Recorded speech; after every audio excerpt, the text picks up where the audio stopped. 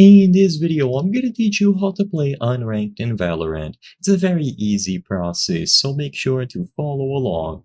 Unranked, also known as Unrated, is one of the default game modes available in Valorant, meaning that you will be able to play Valorant with the standard rule set, and your ranking will not be affected. So even if you would like to play Valorant, but you don't want your rank to be affected, you will be able to do so by choosing the Unrated game mode. So from the home screen of Valorant, choose Play, and immediately upon selecting Play, Unrated is going to be selected by default. So you can see the description: Standard Valorant. Switch between attack and defense at the half, plant, defuse, or eliminate the enemy team to win rounds. First to 13 rounds win.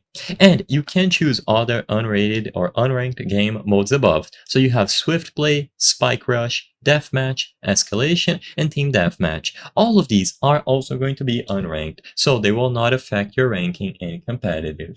If you want to play for your ranking and to increase it, you will have to go into competitive, but all of these other modes will allow you to play with the standard Valorant gameplay mechanics, the standard characters, and your ranking will not be affected. So it is by far the best way to play if you just want to have fun or invite up to 5 people in the same lobby, including yourself, and play together on a team. So you will be able to invite your friends, queue up, and start playing. And regardless of winning or losing, your ranking will not be affected. You will still be able to gain levels and rewards, so you can level up stuff like your characters, use different guns and such, but like I said, it is not going to affect the general ranking that you have on the competitive mode.